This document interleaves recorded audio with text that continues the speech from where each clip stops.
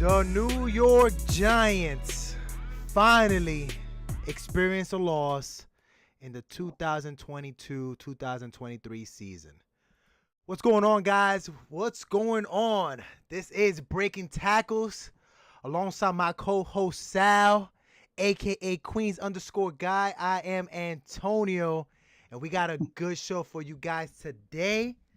In the building, we have Mike C in the house. Mike CED66. What's going on, brother? How are you today? Good, brother. How are you? What's Doing going good, doing good. You know, we took a loss, but it's whatever. We will talk about that. And we got, for the first time in the show, we got Ivan, aka Base718, host of all the spaces out here on Twitter.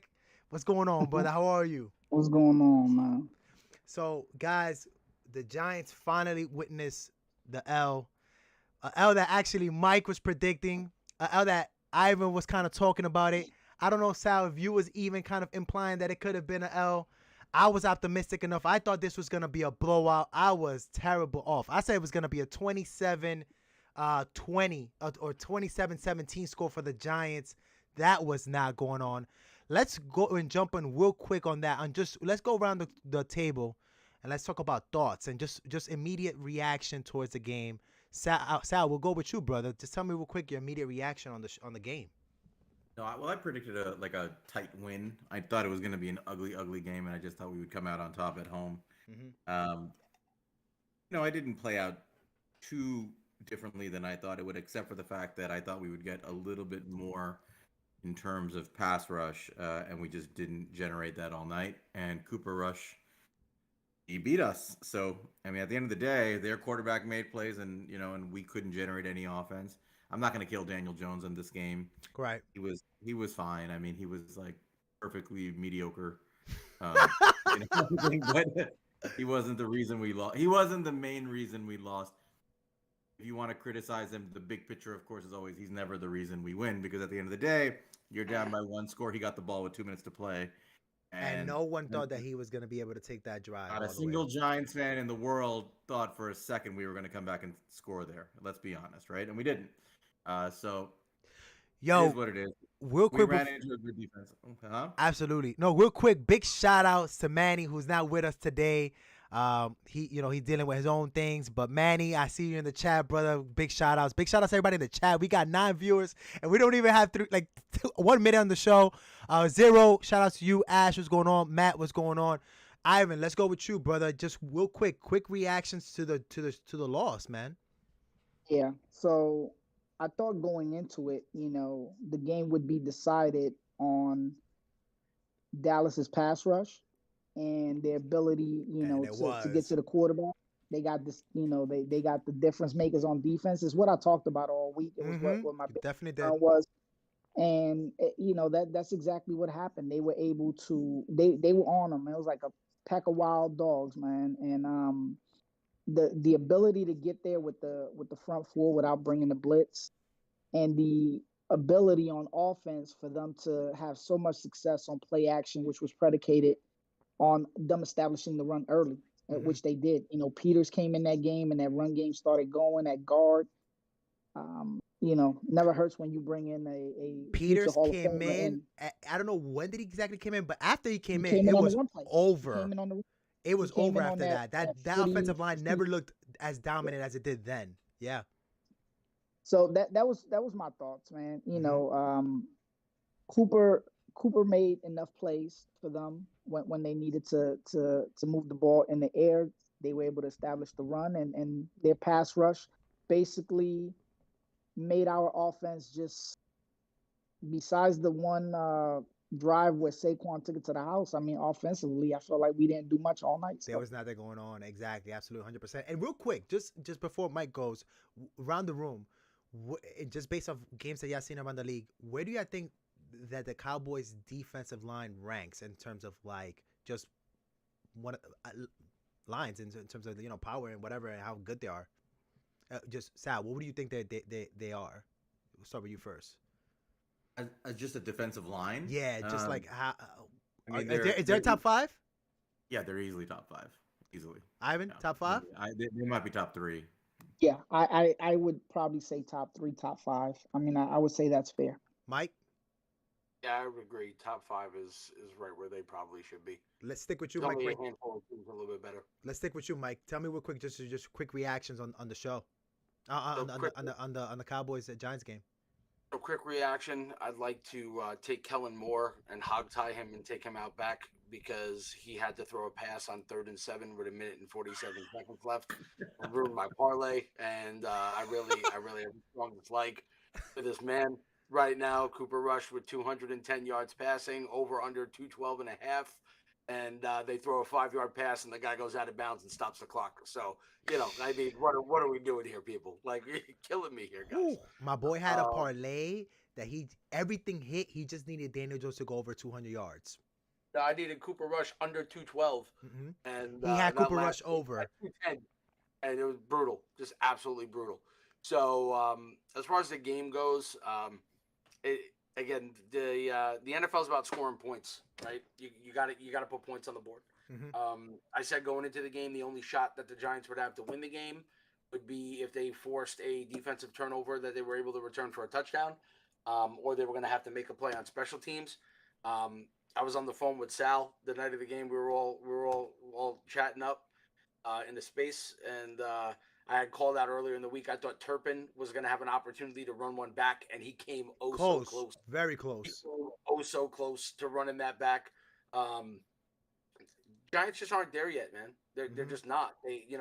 We've talked about this before. Breaking, as good as the defense was, everybody was so hyped for the return of Aziz and for Tibbs, and everybody. Oh, not those guys. Yeah, no.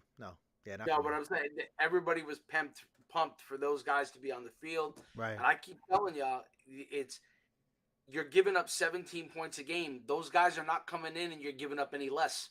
In fact, the likelihood is, analytically, you're going to end up giving up more because that's just the way the game is, right? The average NFL offense should score 24 to 25 points per game, and your defense giving up 17, a full touchdown better. That's like top 5 defense, period. Right. And that puts you in rankings of like top 10 defenses like all time. Yes. Right. So I don't think anybody was thinking that we're going to be that, right? The only thing that I found interesting this morning was the stat that showed that the Giants offense this year and the Giants offense last year has scored the exact same amount of points through 3 games.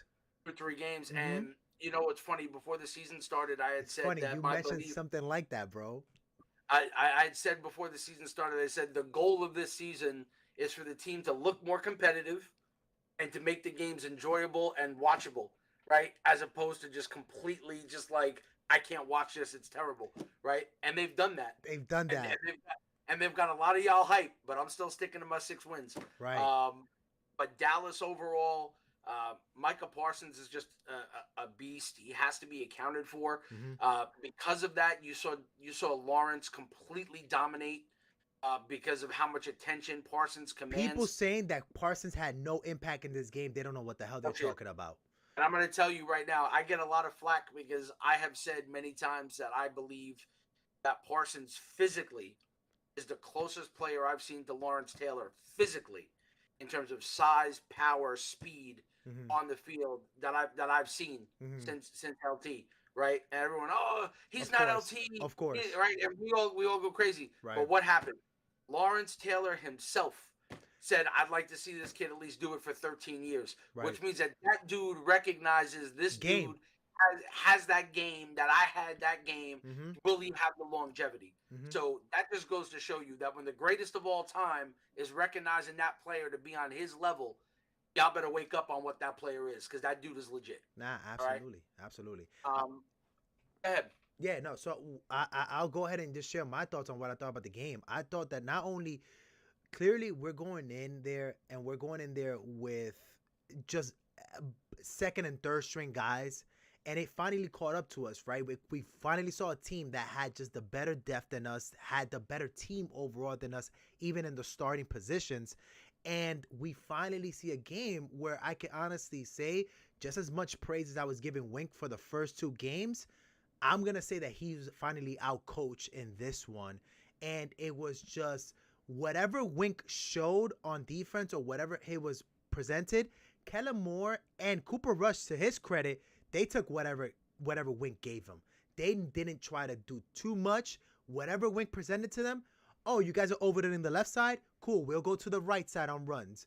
If it was, oh, you're bringing the blitz, cool, we'll take a screen pass to the wide receivers, and the wide receivers could go ahead and get 3 yards. And eventually they broke those flat, try to tackle one of the wide receivers, and he ended up getting 7-8 yards, and it was just slowly eating the Giants offense.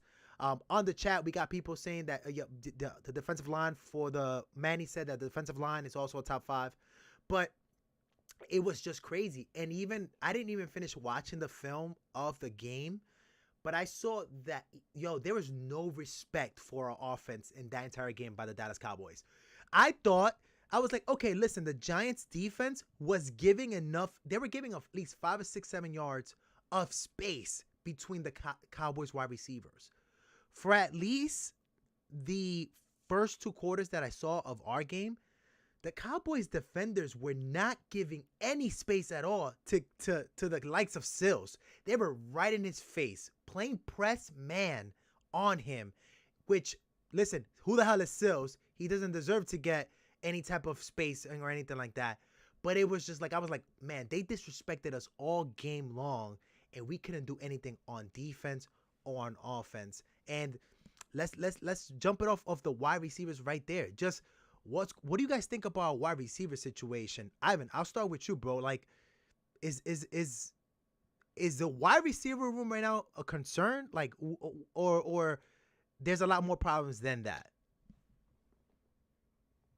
It's definitely a concern when Shepard, probably your most consistent guy, goes down for the year.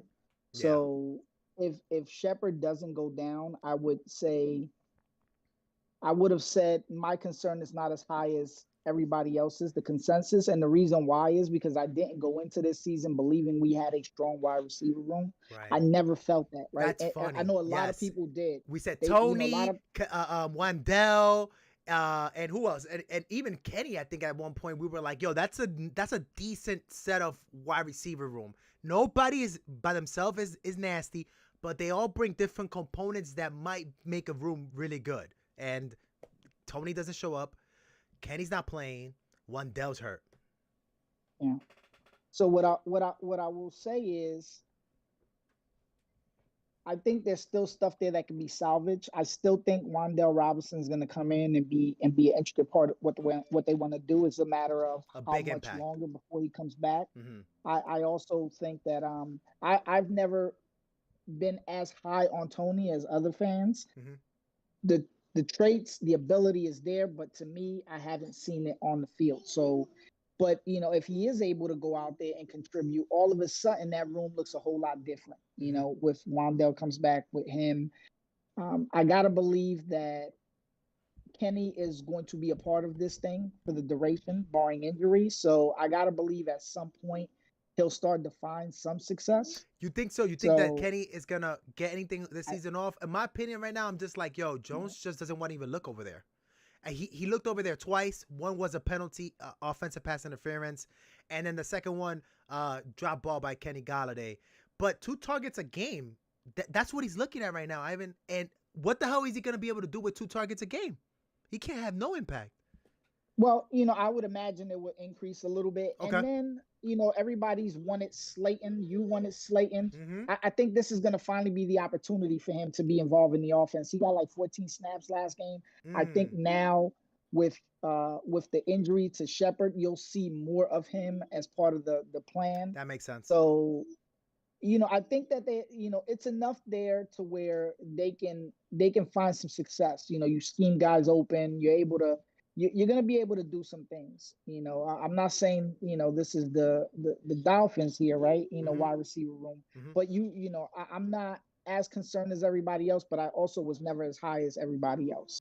I'll say that. That's a good way to look at it. Mike, what's going on with you, bro? Like the wide receiver room, just give me your thoughts on those. So I'd like to see Wandell get back, as quickly as possible, and get him on the field. Wide receiver. But like, is Wandell for you a guy that's gonna have some type of impact? And like, is he even okay? So is he even gonna reach is he gonna replace Shepard and do more or less, or is it gonna be the same production as Shep? So I don't think it's the same production as Shep because Wandell could actually make guys miss. Mm-hmm. So I think he's got He's better capable yak of ability. doing more.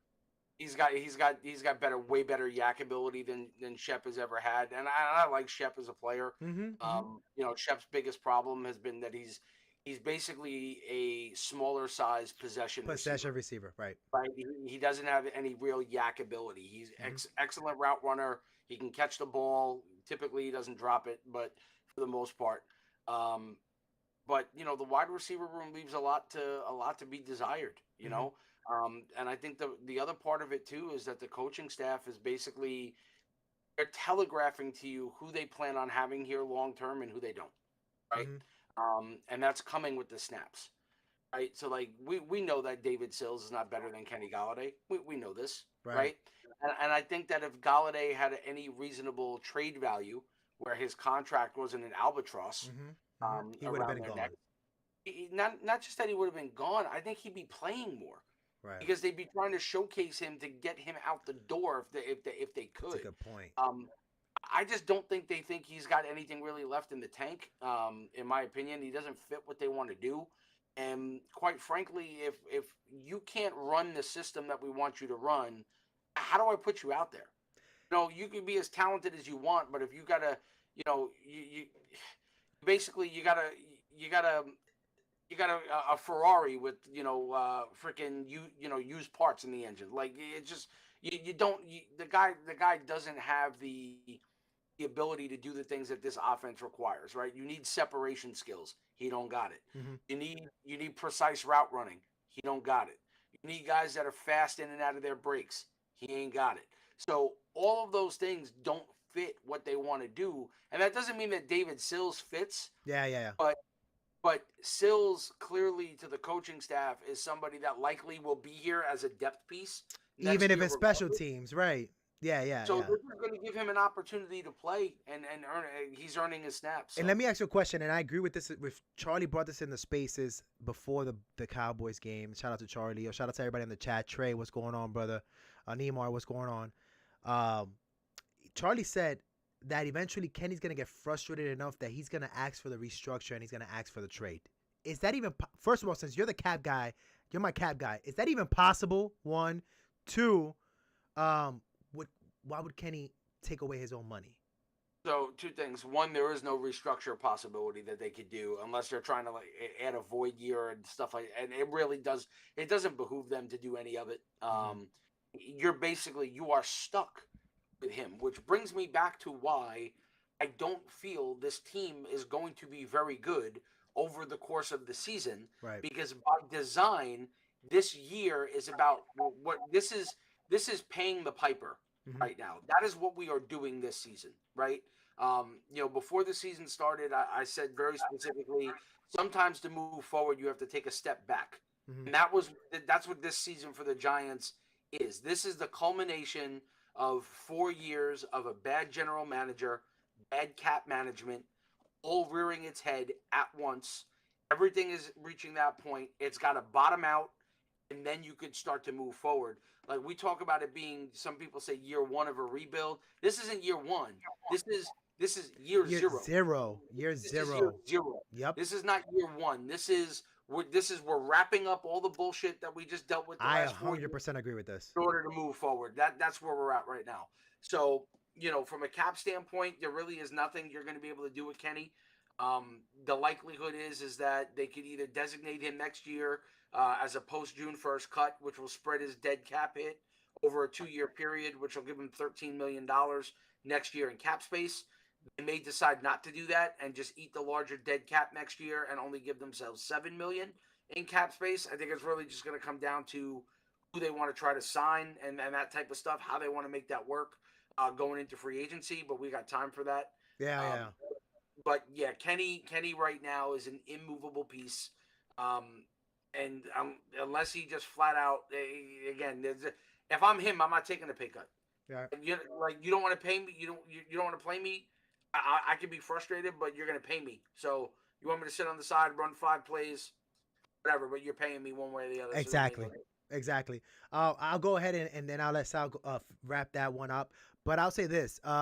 It's I was one of those people that was actually optimistic with the wide receiver room. I saw that we had so much diversity going on in the room. And what's concerning now to me is, listen, I was saying this entire week. I was like, Kadarius Toney, they're just putting him on the injury report. They're just messing with us. He's gonna play. He really did miss the game, a game where the Cowboys, when he played last year against the Cowboys, he put up some numbers against the Cowboys. So I was kind of looking forward to that. You can't predict injuries, but at the same time, it's like we have a very fragile wide receiver room, and again, it was cute when you have Kenny Stills. You have David Stills playing, and we're winning games. Now that we're not gonna win, it kind of makes me think like, yo, Dable, what the hell are you doing, bro? Like, stop trying to be too cute. Stop trying to reinvent the wheel.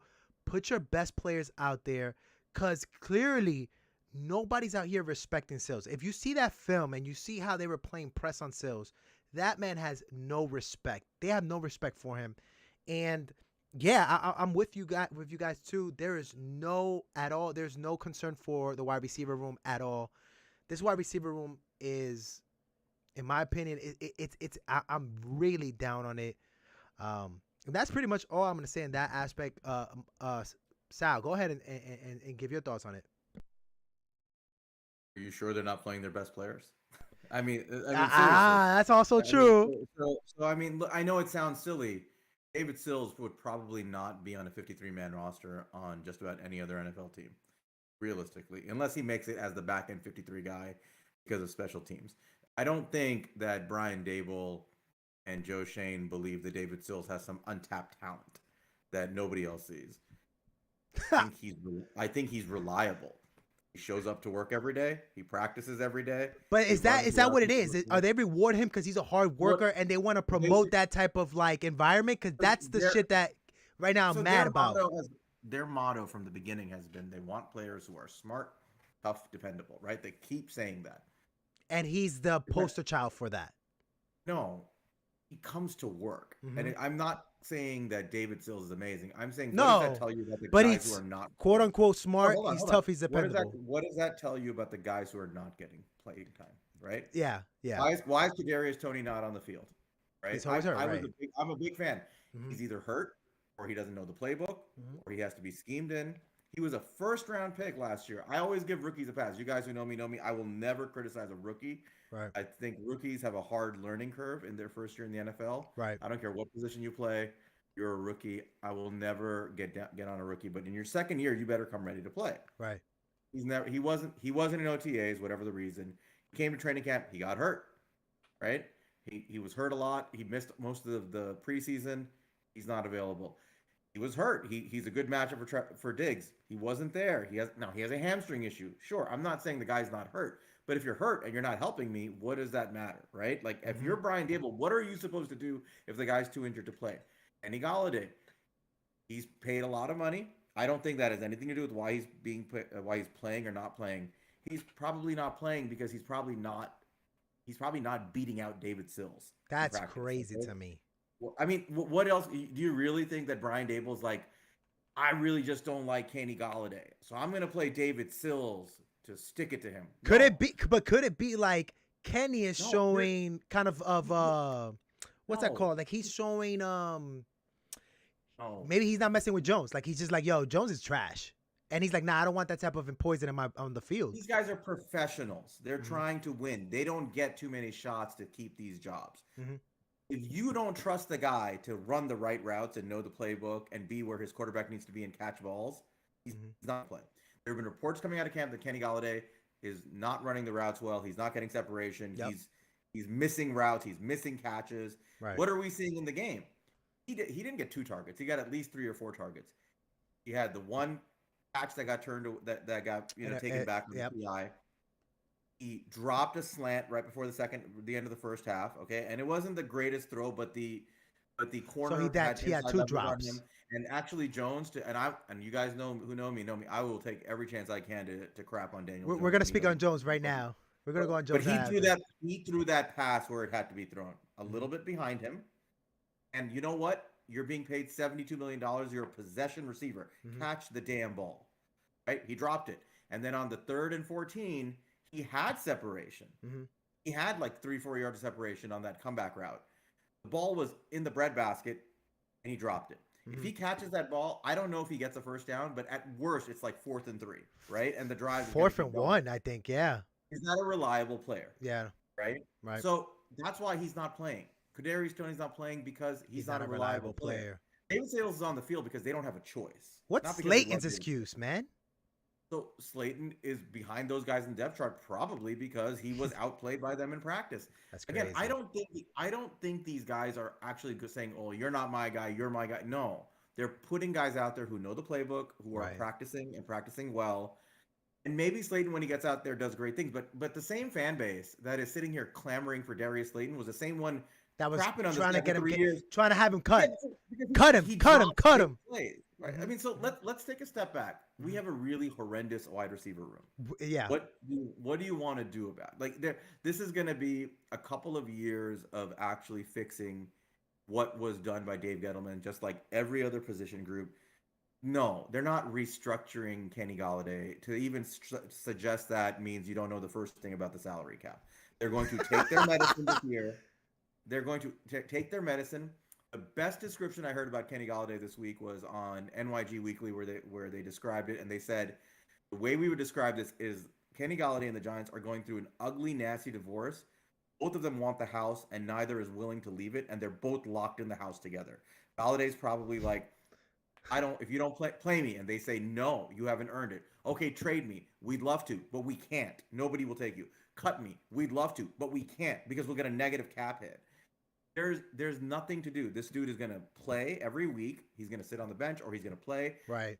I don't expect some miraculous turnaround in his production. He is what he is. And at the end of the season, they're going to designate him most likely a post-June 1st cut. Yep. They'll save $14 million on the cap starting June 1st, which they'll use to sign their draft class. And they'll save something like $14 million the following year. And that's that. Kadarius Toney, I don't know what I'm not even going to comment on it. We've got 14 games left. He's got 14 games to prove he belongs in an NFL field. If he doesn't do it, they're going to move on from him too. Okay, Wanda Robinson, I'm a big fan of. He got hurt. Let's see what he does when he comes back. They don't have wide receivers. There's nothing you can do, and that's a big part of the problem. All that said, the Cowboys, what people are not realizing is they were coming downhill all night. Yeah, they were rushing 4, but they were stacking the box, and they were coming downhill. 4 guys were coming at Jones. They had 3 to 4 guys coming at Barkley the whole game. They were coming downhill, and they were playing their base cover 1 man. Okay, they were not playing a cover 3 and dropping into zone a lot. They were playing cover 1 man. Yeah. Why were they doing that? Because they had zero fear. Zero fear that Daniel Jones was going to beat them over the top. No respect.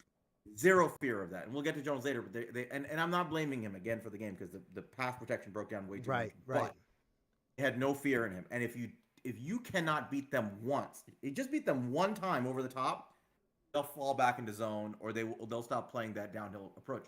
We never beat them once. And that is going to be the story of the whole season. You just watch. Every team that has the personnel is coming downhill. They're going to say, beat us. Prove to us you can beat us over the top. I don't even think that even if they don't have the personnel. Receivers and your quarterback. Yeah. Let's see your quarterback. The Bears are going to bring it too. They're going to do the same thing. The Bears are going to do the same thing. It's a copycat league. Somebody really stupid, I think it was, no offense if you're watching this, but I think it was Tom Rock from Newsday who posted like the stats about like, oh, well, Daniel Jones did this against the Cowboys. Don't feel bad because Joe Burrow did this and blah, blah, blah, and Tom Brady did this. No, they did not play cover 1 downhill on Joe Burrow because Joe Burrow smokes the blitz. Yep. He smokes man coverage. They played Tampa 2 the whole game. Makes sense. They played Tampa 2 the entire game against Joe Burrow. They were back into zone. They rushed 4. And they got there, but Joe Burrow had nowhere to throw the ball. Right. Okay? They were all over the 2nd and 3rd level. They ate that offensive line without sending any type of extra pressure, which is a nightmare. Right. But the point is they also took away his receivers. Yeah. Right? Yeah. They didn't bother trying to take away the receivers for Daniel Jones because they had no fear that he was going to beat them over the top. So this is the worst combination of like we have a new, and I want to get to the offensive line eventually. I don't know when you want to get to it. Yeah, we'll talk about that. But we have an evolving offensive line, a quarterback who does not mesh well with what they're trying to do in that offensive line, and receivers who can't get separation. This is the comeuppance for Dave Gettleman. 4 years of mismanagement. This is the medicine we're going to take. Yeah. So sit back. That's and why this enjoy is it. year 0, like Mike said. Absolutely. Mm-hmm. You know, And the sad part. that's it.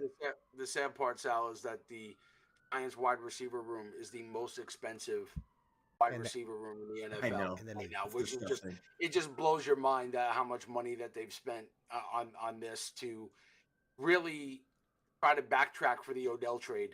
Right? Like this all stems back to the trading of Odell and them just For the constantly culture. trying to fill the void, right? Whether it was with Golden Tate and then Kenny Galladay, it's the same disease of just trying to spend your way out of the situation and making it worse.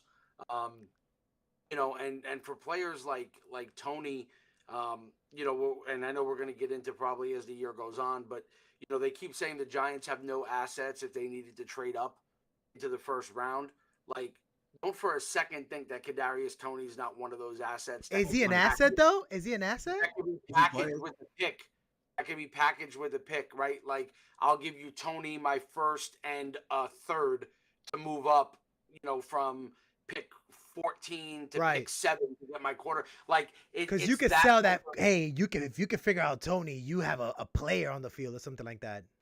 Yeah, and that's what it would be for. It would just be a filler to try to boost it because they don't have the flexibility right now because they don't really have a lot of players anybody's going to be willing to trade for. And quite frankly, the only player on the roster. Are we going to trade him? Are we going to trade him with this season? The only player on the roster that anyone would be willing to trade for right now would be Barkley, based on the way that he's played and his burst. Do you think he makes it past week 8? I think he does if the team is 500. I think that if they lose to the Bears this week, and then they go and they drop to the Packers and the Ravens, and we're sitting there at 2-4, and you know they got games coming up against Houston and Jacksonville. You know, all of a sudden you get through those games and you get past right before the deadline, before week 9 starts, and you're staring at, you know, 3-5 at that point with what you got on the second half of that with Detroit and Dallas again, and then, you know, the other twice, the other four Washington Rice, Vikings and the Colts. Like at that point, you gotta wave the flag. Like you're just like, you know what? I think it's about the price. Yeah, I mean, I think it's about the price, right? Like, so if Barkley keeps playing like he does, and you guys know, I love Saquon Barkley. I'm one of the proponents of like, if the price is right, you try to actually retain him for a short-term deal or you franchise him. But you know, Joe Shane's an astute guy, and if a team like Buffalo, I mean, I know Boomer Esiason said this today, if they come calling or he calls them and says, you know what, you have an absolute stacked roster. He said a second. Yeah, I mean, I would an heartbeat.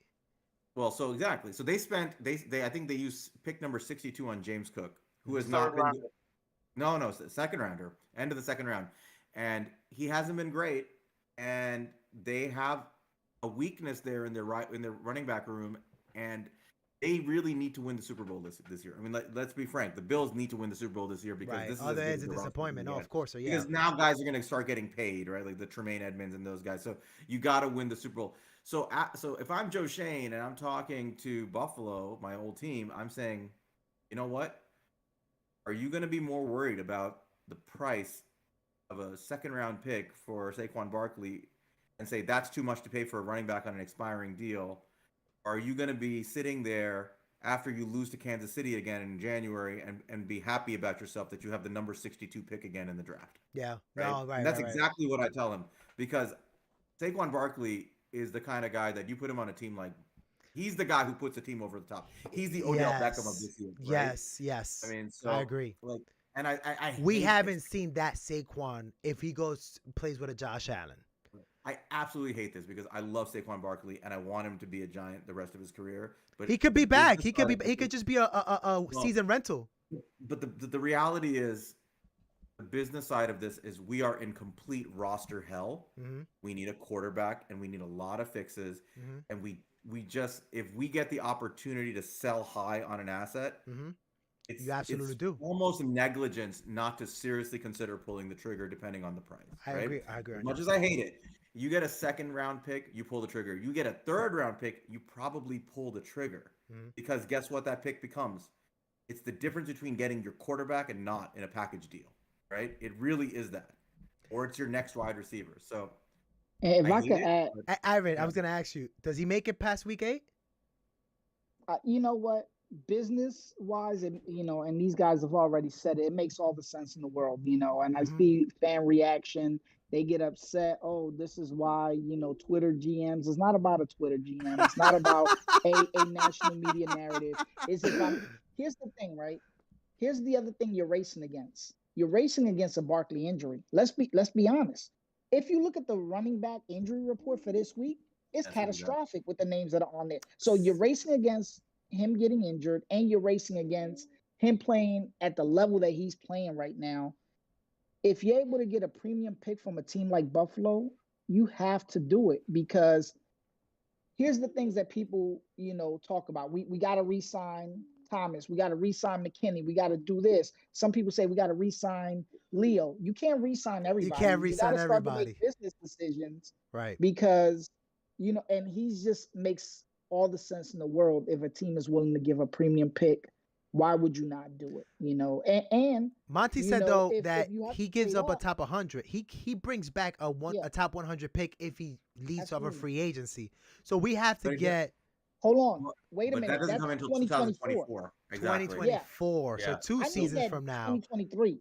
Right. And so Yeah. that comp pick is valuable, but what you need is assets now. Yeah. Let's be totally frank. Okay. The quarterback and Because the I quarterback told class this, that's gonna come out is quarterback class is outstanding. very strong. The Right. quarterback class is very strong, but you know what's also very strong is the market for quarterbacks, right? The demand for quarterbacks is going to be a lot stronger than I think a lot of people realize.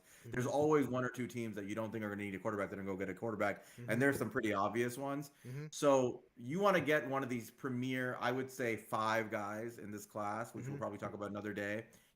You're going to have to probably either be picking top 10, which we might be, right? It's still a And long you could season be to sitting go. pretty, or you're going to have to be willing to make the moves you got to make Sell to the get house. there. And that's help. Yeah, absolutely. And it's going to So, be a strong wide receiver class, too.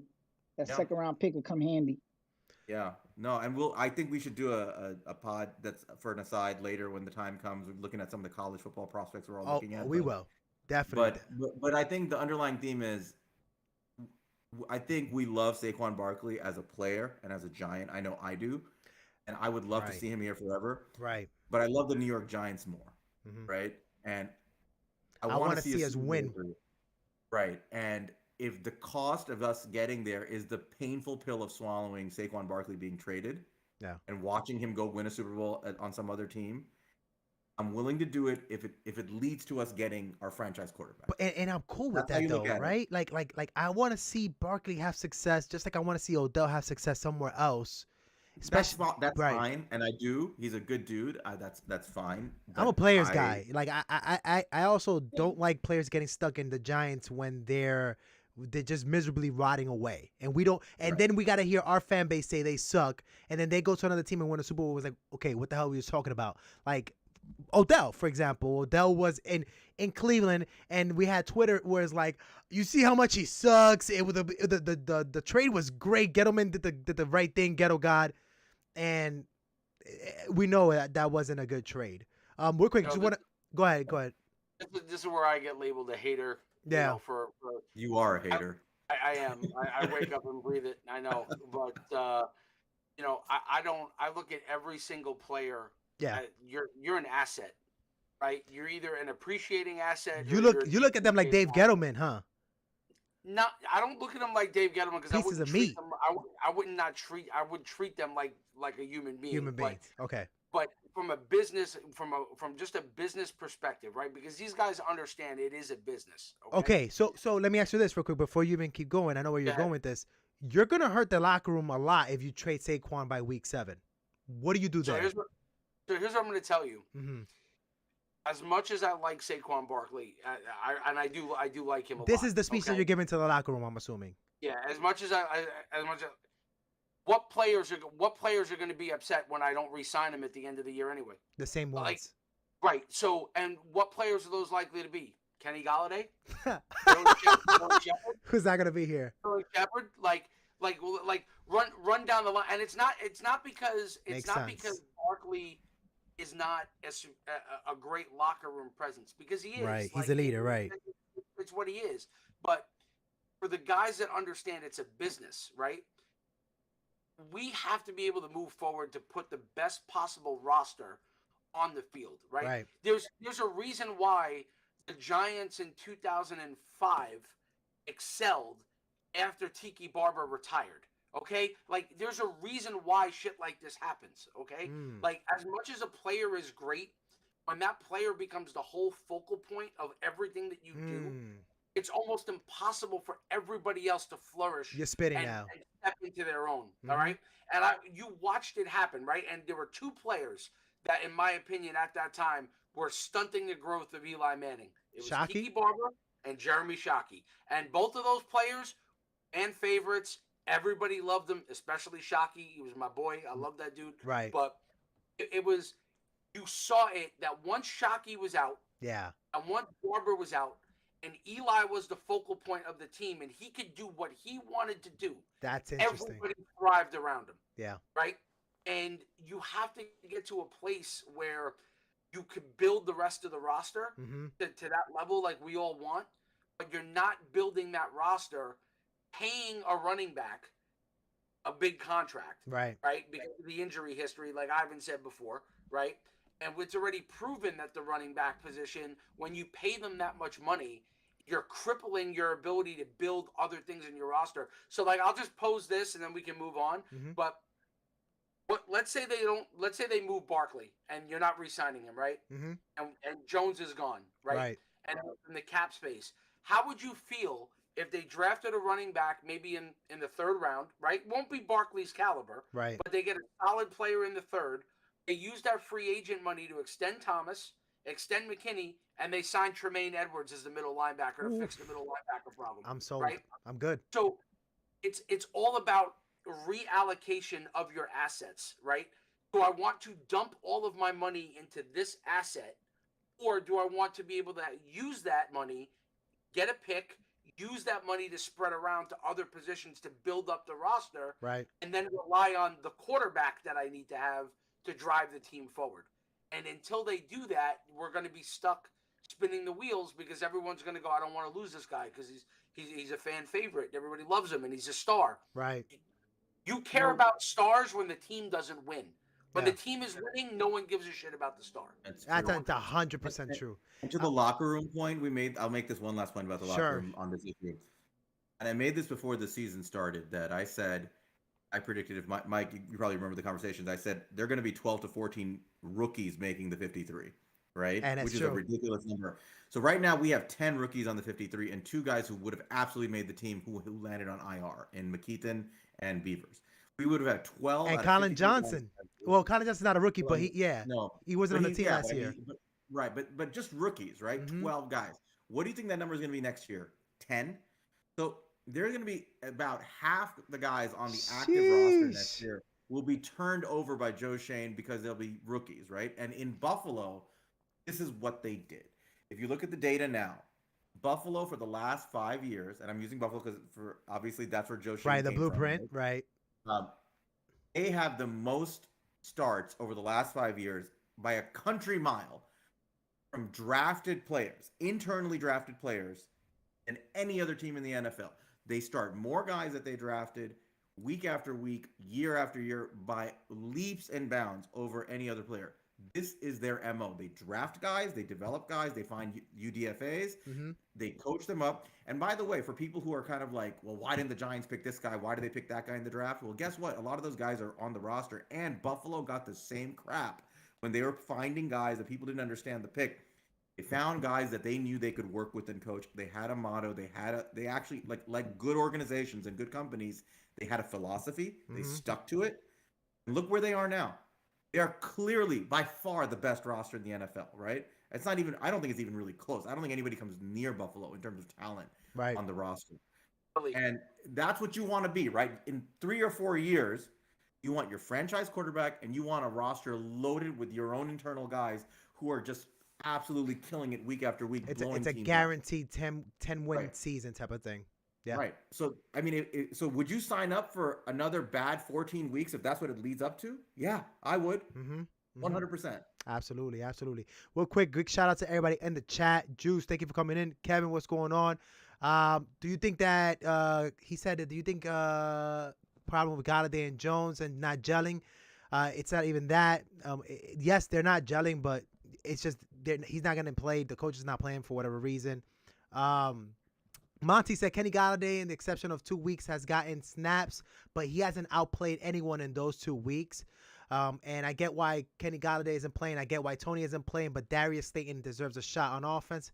And other people saying that Darius Slayton deserves a shot. Let's see here. In what world do you trade your number one superstar wide receiver in the draft for your QB? Blah blah blah. Nah, it's true, Manny. Absolutely. Saquon brings them a top. No, we said that already. Chat. We got Charlie in here, and Charlie, what's going on, brother? Yo, everybody on the chat, man. Subscribe to the channel. I appreciate that. I appreciate the support. Yeah, I appreciate y'all here right now, man. But let's get to the talking. Juice, what's going on? He said I would love to see use him a big chunk of the 2023 cap room on new deals for Leo, AT, and X. But do it so the highest cap hit comes in 2023. We definitely want them so they could be a front-loaded contract, so that way we have the rookie. Kind of Sal has mentioned that before. Let's get to the talk, man. Let's talk about the big elephant in the room, Daniel Jones, and how was his performance coming up, or what did you think of it? I'll start off first with that, man. I'll say it is what it is at this point. I'll give him this. He didn't help us lose the game.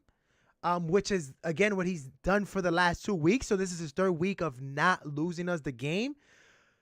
But he didn't do anything to win the game for us neither. I mean, I like that he scrambled his ass off in this game. I saw that I've never seen him scramble that much in a game. He looked like the white Jalen Hurts in the sense of he was actually taking run attempts. Like, I'm not even saying the athletic ability, but at least he was running with the ball. And I was speaking to Cowboys fans, and they was like, yo, I was so frustrated every time that he would leave the pocket and escape. And I was like, if Daniel Jones could bring that part of the game, because 7, 8 yards that he was getting off rushes and just moving the chains. I mean, we were moving the ball up and down the field. Obviously, our biggest problem is that we wasn't getting on the field. But I think, again, with Daniel Jones, man, he keeps being the enigma of that game. And we, another week where we see an incomplete grade out of him, and it's just like there's nothing really much there. He is still, again, it's funny now because on Twitter now I'm seeing Twitter blue check guys arguing with other blue check guys about, oh, did you see his offensive line? He has no time to throw, blah, blah, blah. And then other guys is like, yo, it doesn't matter. He can't do shit with this guy. Like, he can't throw the ball. He holds the ball too long. So, Ivan, what is it with Daniel Jones, man? Like, are we going to go the entire season and still not know what the hell this guy is? Or we already know what he is. He's this. And that's not good enough. Yeah, I feel we already know what he is. Mm-hmm. You know, I had this conversation with other people outside the Giants fan base, and it's usually a more easier conversation because they don't have the emotion of being attached to Daniel Jones. Right. And, you know, we discuss it, right? Well, what is Daniel Jones, right? You know, and the way I view him is he's not a bad quarterback. He is capable of starting in this league, but, you know, saying, oh, you can start in this league or be a capable backup. Mm-hmm. You got guys like Marcus Mariota and Baker Mayfield starting right now, right? And you got guys like Mitch Trubisky starting right now, right? So I would put him. He also has the right to start with those guys too. Right. You know, I would put him if you broke down the 32 quarterbacks in the league, I would say he's somewhere slotted right now 17 to 20 in the league. You know, really, there, right? That's good. Well, but 17 to 20? That's not good enough. You know, that's what not good enough. But I have him a lot lower than that. Yeah. Well, I would say right now, if you lined up all the starting quarterbacks, that's probably, I'm not saying he's 17, but I would say, somewhere in there, if the argument wanted to be made, I'd probably land on 20. But I would maybe give somebody 17 for the sake of argument if they wanted to make that argument, right? I would have him at So 25 to 32 around there. yeah, Yeah. but Mm-hmm. you're probably taking young guys and you're using projections. I'm not talking about projections. I'm talking about where guys are right Through now. 3 weeks. Yeah. Through 3 weeks. Yeah. So, I got you. To me, some people said he played his ass off.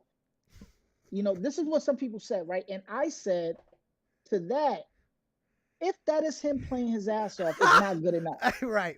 Because if I told you, that's the best that you're gonna get out of him. if I said to you, and we always go to the top names, Right. and I'm not comparing, right? But if I said to you, Patrick Mahomes played his ass off on Monday night, you 5 didn't watch touchdowns. the game. You're at work.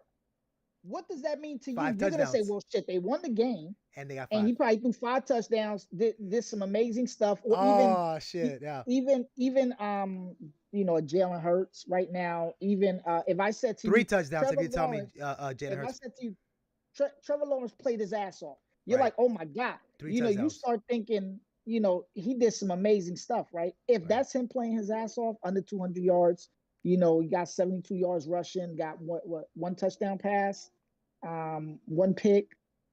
It's not good enough. Right. So to me, that's it, right? If that is the best version of him, Right. not good enough. Sal, what was your thoughts on your grade on Daniel Jones? What would you say is did you get a pass from him, fail or incomplete this week? Fail. Okay. Yeah, and I'll tell you why. And actually, I can't believe I'm telling you this, Ivan, but you're being a DJ lawyer right now. Yo, word! He gave him 20. I was shocking to me, bro. He said 17 or 20. That's crazy to me. See, what people don't know, as Ivan has told me, is I didn't know him back then, but he used to be a very optimistic Giants fan, and then Dave Gettleman happened, right? And and so, no, I think Daniel Jones, I think statistically speaking, as I've gone over, I like going over advanced stats to predict success. So the 2 stats I like looking at for quarterbacks are EPA and success rate. EPA is just whether or not you're moving the chains. Forget about yardage and things like that. Are you adding to the goal of adding points? Are you adding to the goal of getting first downs? Success rate is, are you actually making plays that lead to first downs in a successful manner? How was he this week? So this week, I don't have all the stats up fully. Right. He was better. He was sort of like middle of the pack this week. Was he not negative this week? He was still negative this week. Oh, okay. But I think he was negative by less. Okay. I'll put it that way, less negative. But he consistently is 27th or 28th in the NFL. Like 27th, 28th in success rate, EPA. In this week he was more aggressive. He had a higher aggressive play percentage. I think he was around 19%, 20%, which is like pretty good actually. In higher end of league average. Usually he's in the single digits. So, he was a little bit better this week. I'm not going to kill him. Why did I say fail? Because the game needed more, right? I mean, there's no explosive plays. There's no explosive plays. We talked about this, and I talked about it. We talked about it on this pod last week. I talked about it with Nick Filato. I said the Cowboys played cover 2 against Joe Burrow. They weren't showing their typical cover 1. And we said, there is no way they're not playing cover 1 and playing downhill on Daniel Jones. They're going to play man.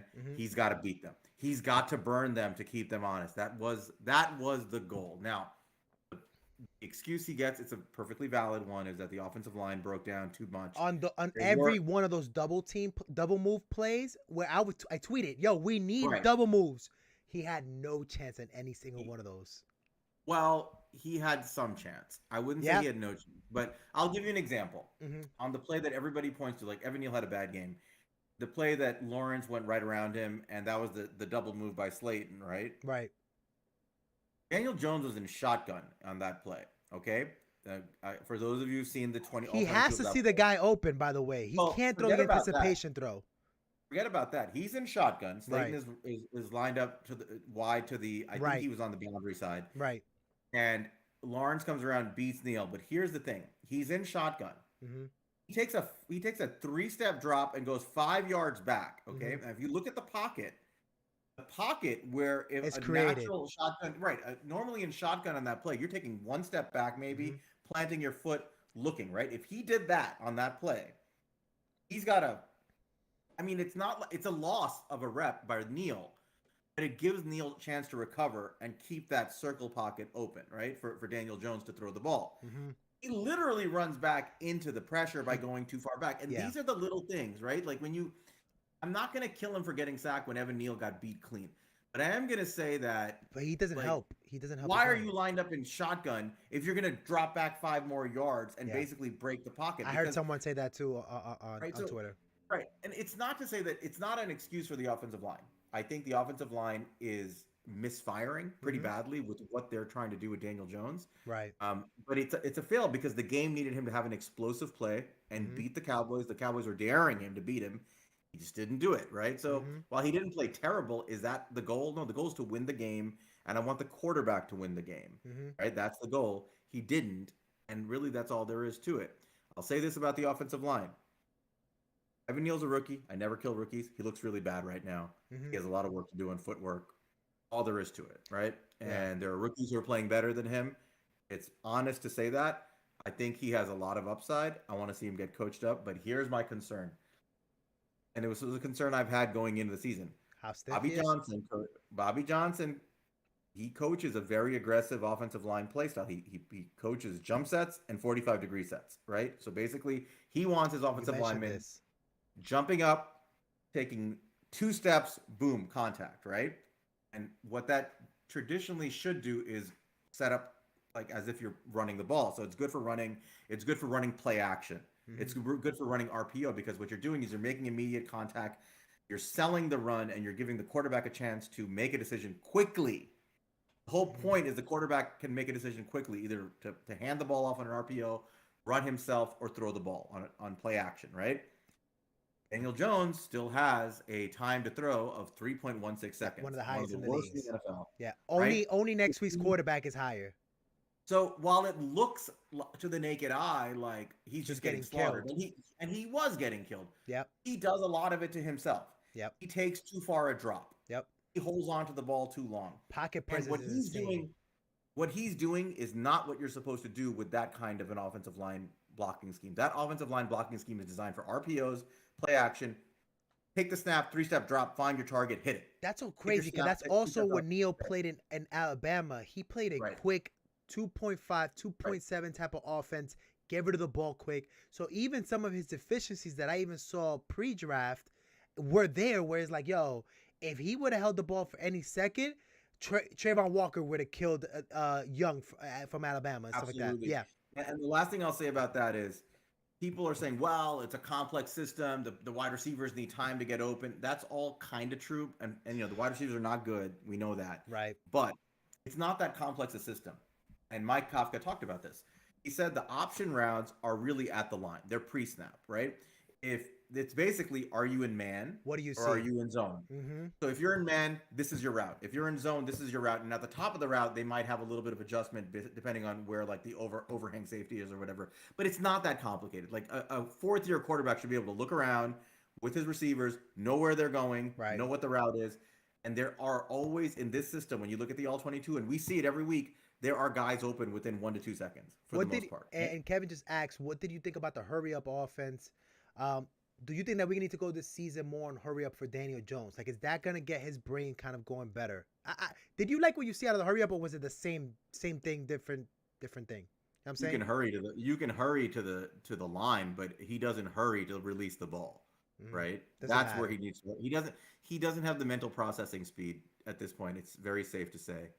We have plenty of data. He doesn't have the mental processing speed to make decisions quickly, where he can read the field quickly, make the best possible call on the average play, where he's beating teams who are coming at him, right? Right. So you can hurry to the line. That's fine. That means you're not going to get a delay of game, and you may win the defense a little bit. They don't get a break, but at the end of the day, he takes a snap and he holds on to the ball too long. And it's funny because And some of our hurry up offense also, we're switching personnel to during the hurry up. So the ref still gets in the way and gives the defense enough time to whatever, change personnel and stuff like that.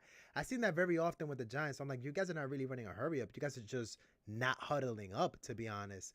right. Mike, Dana Jones doesn't even feel pressure, bro, even if it's on his front side. Like, I understand that Neal got destroyed. It's absolutely true. But there were also rushes where were very long circles, front side blitzes. He couldn't even step up. It looked like he was getting blindside tackled. Tell me just pretty much what was your thought about that game?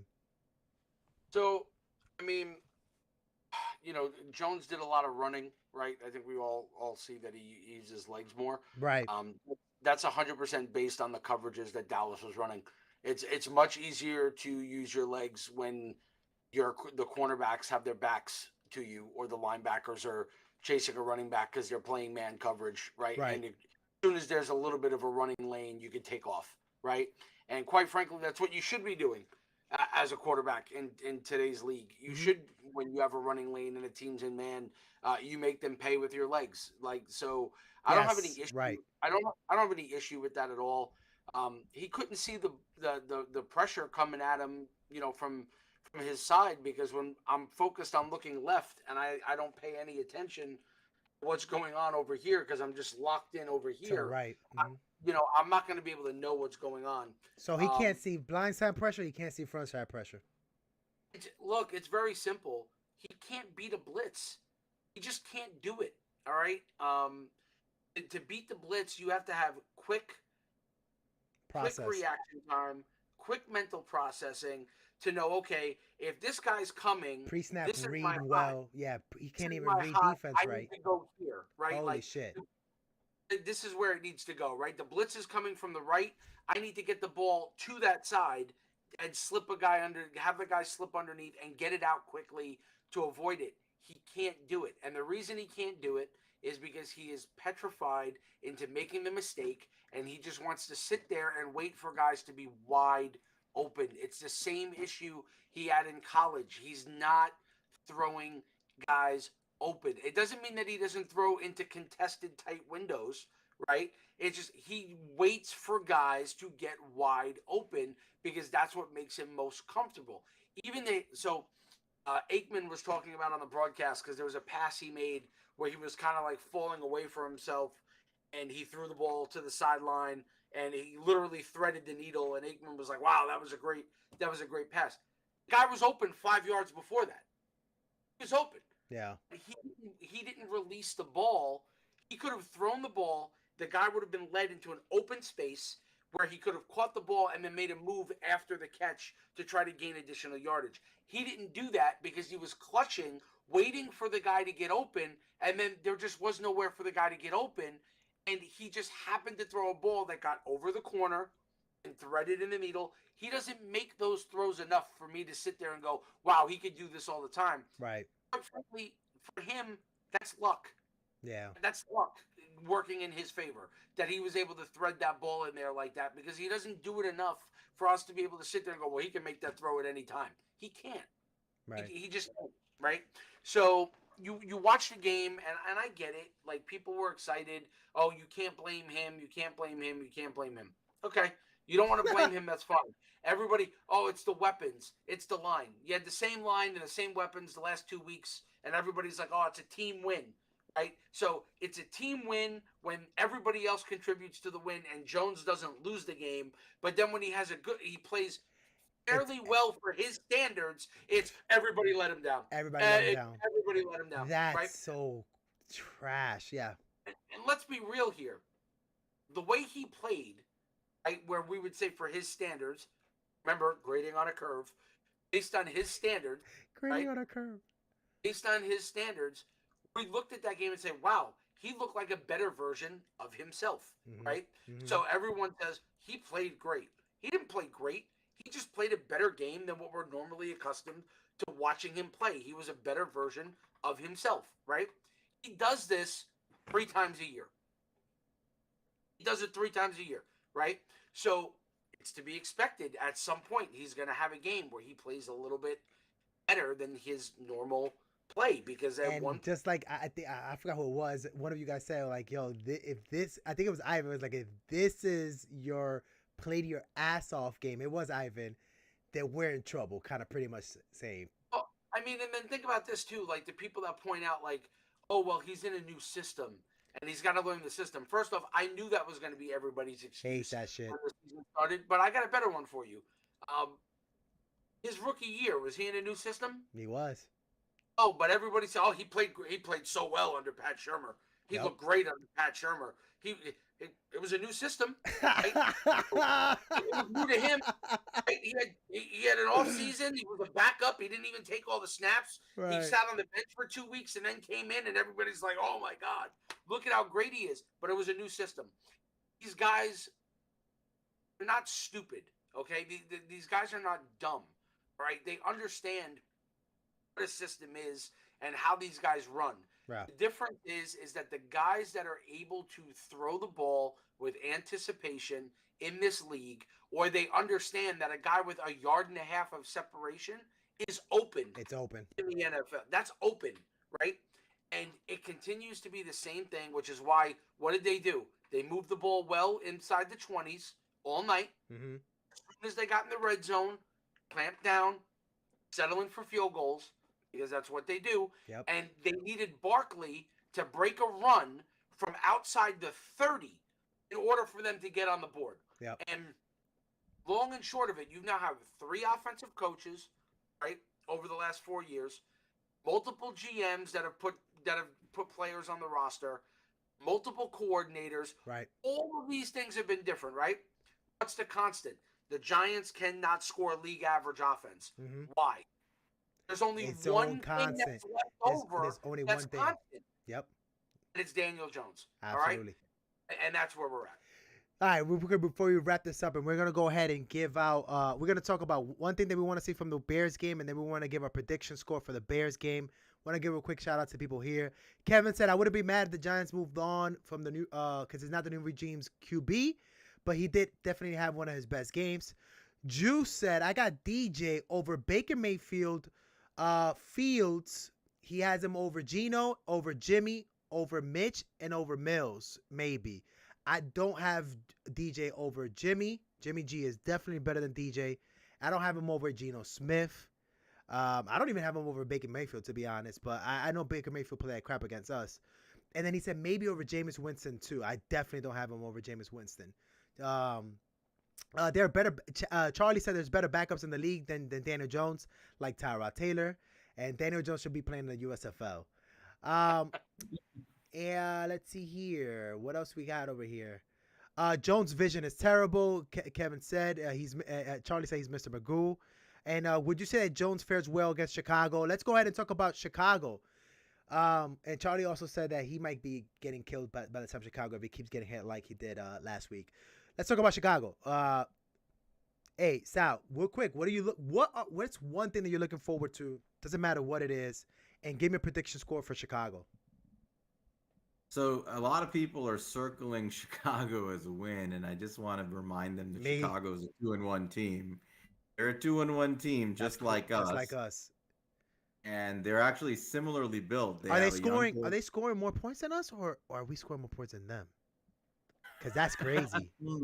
Yeah. So, Chicago is very similarly built in many ways. They are built off their run game. Right. They actually had close to about 300 yards rushing last week. Mm-hmm. And if you look at the advanced stats, I was looking it up before we started. Khalil Herbert is having a surprisingly similar year to Saquon Barkley in terms of advanced stats, in terms of yards over expected, facing the same number of eight-man 6-round pick.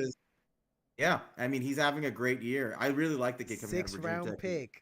Yep, and I really liked him. He's doing a great job. So their entire offense runs through Khalil Herbert and their run game. Justin Fields is a dual threat quarterback, although one of the threats, his passing game, has not materialized at all, and that's where their weakness is. But overall, offensively and defensively, they're very evenly matched with the Giants. I just want Giant fans to realize that. Like, people make fun of the Bears. Holy moly, yeah. But 18.7.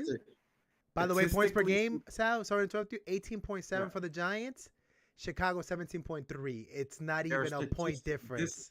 This is a very, very evenly matched game. Just a And point and a couple of change. Yeah, correct. right. So where the Giants, believe it or not, have an advantage, I can't believe I'm going to say this, On is Daniel offense? Jones. Daniel Jones is a Quarterback. more, yeah, at quarterback, Daniel Jones is a more reliable quarterback option right now in the passing game than Justin Fields has become because, and I think Justin Fields is a tremendous talent, but he's being just absolutely destroyed in Chicago. They're wrecking that kid. He does not throw tight window throws. He just doesn't trust his arm right now. He doesn't have great receivers. His receiver room surprisingly looks better than ours, but still, it's not very good.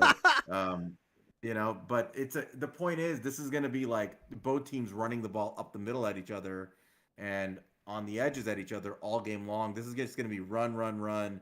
And at the end of the day, I do think Daniel Jones is the difference in this game. Wow. And we win 21-17 or 2017 kind of a game. Okay. I think it's close. I think it's a run game, another ugly one. This time, I do think we come out on top. I think we're a little bit better than Chicago just because I think our quarterback play right now is slightly better than Justin Fields. Okay. And that's it. Ivan, go ahead. Give me one thing that you're looking forward to and your prediction score. So, Sal said some of the things I was gonna say too, but it goes deeper than that. They're almost a reflection of each other. The only difference with these two teams is they got a quarterback on his second year that they still haven't made the evaluation on if he's the guy, and we got a guy who we declined his fifth year option. By the way, you think that they were drafting a quarterback this year if they stink it up? I don't think so. Okay. I think it's too soon, right? Even though they have a new GM, new front office, you don't think they're gonna pull like in Arizona?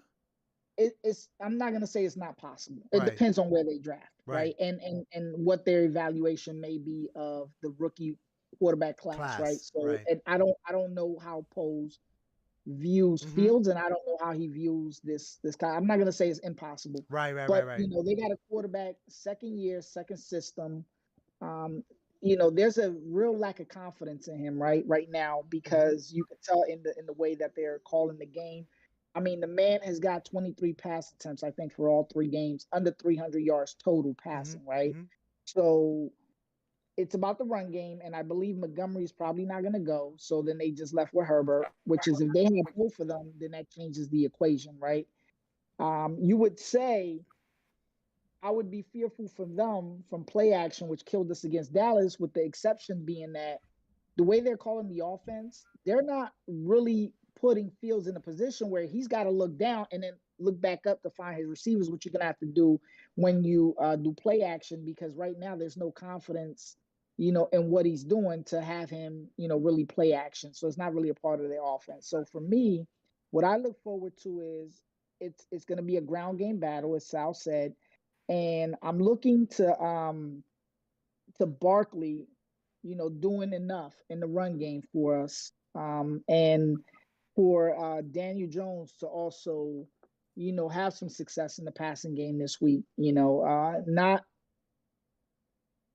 I'm not. Does he get over 200? Does he get over 200?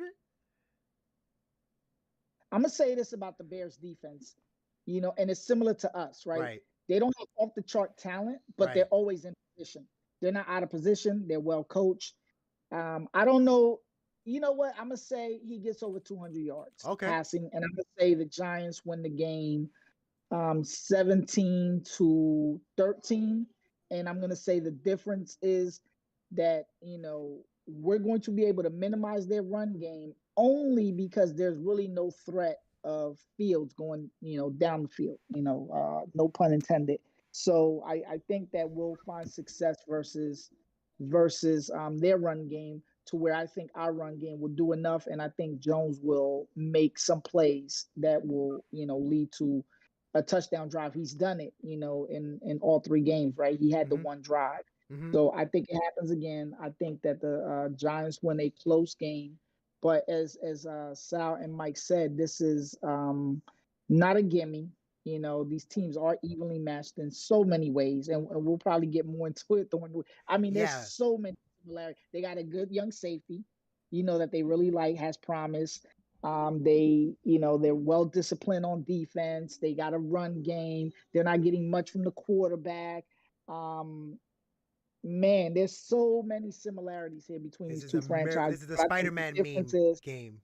I think the difference is right now, Jones is playing at a higher level than Fields, and I think that will come to to in deciding of the game. Gotcha, copy. And by the way, on defense, Chicago is ranked 11th in the league and 19.7, 19 exactly 19 points a game given up. And the Giants are ranked 12th at 19.7 points given up a game. So this is crazy that you guys are mentioning. It's a mirror image, both on offense and defense. Mike, go ahead and tell me pretty much what you would like to see in this game and your prediction score. So, picking the Giants to win this week, but I don't feel good about it. Uh-huh. I know if Daniel Jones is going to be capable of continuing to play a clean football game. I mean, and I'm not even really counting him against the interception at the end of the game last week. You know, Sills fell down. He was supposed to be where he was supposed to be. He tried to throw it there with anticipation and get the ball out right on the timing route. So I'm not going to kill him for that. I just don't know how the interior of this offensive line is going to play well against the defensive tackle group that the Bears have lined up, right? Mm-hmm. Like Sal talked about it, like they're going to come downhill. Right? It's going to be, and I expect them to come downhill. They're gonna bring the 8 in the box. Mm-hmm. They're going to force Jones to have to make a play, right? And more often than not,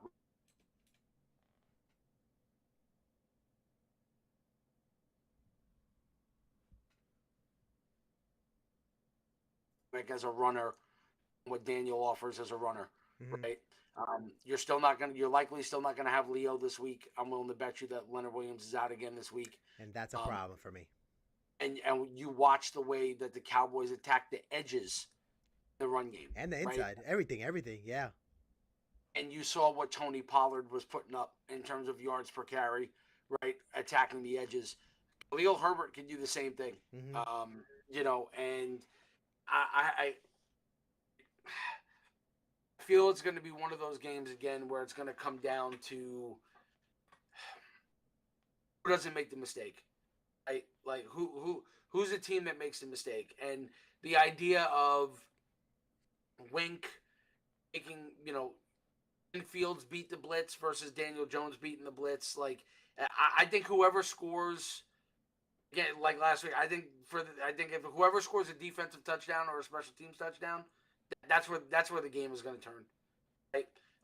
Or if somebody gets a big punt return, right, unexpected, where field position just flips and it puts points on the board for the other team, like that's gonna be the difference in the game. Like I think this game's gonna be heavily field position generated. It's gonna look as ugly as the game looked against Chicago last year. Right? Like it's gonna be that type of game. Another ugly game for us is 4 weeks in a row, pretty much. Yeah, it's not. I don't expect them to break out. Hope that we win the game this week. I'd like to see them get off to a 3-1 start. Just from a confidence boost for the fans before we go and get our asses shellacked the next 2 weeks against Green Bay and Baltimore. Mm-hmm. So we're not going to have a lot of these wins to celebrate during the year, in my opinion. So if you have an opportunity to get this one, get it. Vegas has got the Giants favored by 3, which means because they're the home team, they're getting the 3 points. Otherwise, neutral site, it's a pick 'em. Right, if Chicago was home, Chicago would probably be the team favored by 3. Right. Being honest with you, right? So it's so evenly matched. It's probably going to be a 2-point game, one way or the other. I don't expect the Giants to score over 20 points because just don't. Right? They just don't. They don't do it. Jones isn't haven't capable yet. of it. Haven't yet. You're probably looking at like a 19-17 type game. The Giants end up winning the game 19-17. I would expect Gano to have quite a few field goal attempts this week coming up. Pick him up in your fantasy leagues. Was there anything about him with Gano after he got stepped on? No, I think he didn't. There's nothing reports about him being hurt or anything like that from He kicked an extra point after that, didn't from he? the friendly fire. Okay, yeah, That was after the extra point, I believe. Yeah, I got them 19-17, but Okay. I could easily see that score being reversed. Gotcha. and it being 1917 Bears. I would not be shocked if we lose the game. Like, Yeah, I some wouldn't fans either. are going to be up in arms, like, oh my God, how could we lose to Chicago? You can, because you're equally matched. So it could go either way. So I'll say this: if Leonard Williams is not playing this week, and we have Tay Crowder at the middle linebacker position, we will lose this game again, because they're gonna run the ball. They're gonna see the exact same things that the Cowboys did. They're gonna try to run it through the weak side. They're gonna have success, and we're not gonna be able to stop the run. Too many. Big shout out to who was it that posted the I forgot who posted it, but pretty much they showed that Tay Crowder is in the top of the league in missing tackles. Pretty much, he's just not even good at running. Like, I was giving some type of credit to Tay Crowder that he was at least a good run stopping running back. He's not even that, and we lost. A big part of the loss last week was because of the middle linebacker play. Both are interior linebackers. So I'm gonna say this: if the Giants don't have Leonard, and if Jalen Smith is not going to come to save the day at middle linebacker or inside linebacker, if it's not Jalen and Crowder, it's game's over. We're not winning this game. This game is also going to go to the Bears. And that's what I'll say right there. If we do have Leonard back, or we do have, or if not Leonard, but at least Jalen is playing, we might have a chance. And I'll leave it at that. I'll go with what Mike said, 1917. Either way, it could go either way. Real quick, let me give a shout out to these guys, everybody. Yo, this is a wrap for the show. I want to give a shout out to everybody who came through. Follow my co-host, Queens _ guy, Sal right here, Mikey CED66 and Bay 718, and big special shout outs to my brother who didn't get a chance to get on here, My Agenda 58 for Manny. Guys, for Sal, for Mike, for Ivan, I'm Antonio, man. Thank you so much for everybody who came through. Guys, thank you so much for being part of the podcast. We're out of here, man. Let's go. Take care.